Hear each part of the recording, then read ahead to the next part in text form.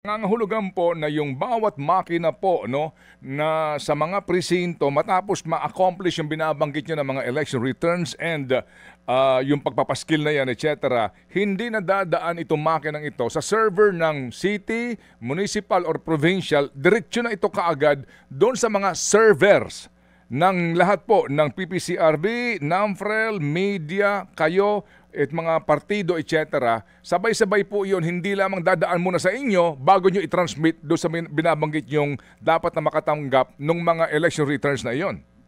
Wala po, diretso po ang transmission, Sir Ted. At may transmission din sa municipal or sa city for purposes of the canvassing noong mga kandidato for mayor, vice mayor, ganyan. At pagkatapos later on, yung canvassing naman doon, magta-transmit naman sa probinsya. So meron po tayong ladderized canvassing para sa pagpoproklama. Pero technically, unofficially, meron na po tayong makikitang result. More or less, ang aking estimate, Sir Ted, sa buong bansa, 8:30 ng gabi, kung talaga matatapos lang na sabay-sabay ng alas 7. So makikita na po natin, makakapag-compare na tayo. In fact, Sir Ted, sa website po ng COMELEC, makikita nyo po yung real-time na results.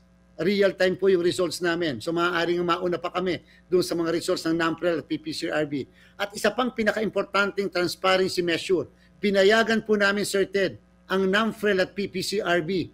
Meron po silang program na dinevelop nila. Yung mga election returns kasi, Sir Ted, at yung resibo na naandun sa receptacle, pinayagan po natin na i-capture nila yung resibo at yung election returns dahil naandun yung suma total ng boto ng mga bawat presinto para maikumpara nila kaagad yung result na nasa election returns at yung result na na-transmit sa kanila mula sa presinto. So copy furnish po lahat ng mga munisipyo, mga city, probinsya nga para sa kanilang sariling canvassing, pero yung nga po, diretso na kaagad ito sa inyo, sabay-sabay ito sa lahat ng may server. Sabay-sabay pong tatanggap, hindi mo na dadaan sa inyo.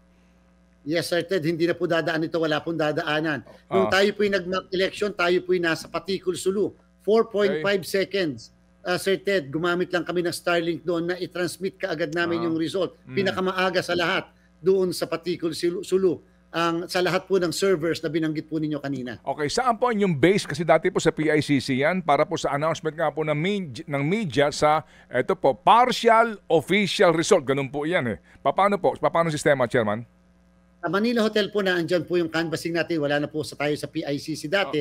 Pero dito po sa opisina ng COMELEC sa ground floor namin, na andito naman po, Sir Ted, yung tinatawag na pwedeng makita ay yung lahat ng nakapag-transmit na ba? Sa pa hindi nakakapag-transmit, may monitoring center po kami dito po mismo sa ground floor ng Palacio del Gobernador.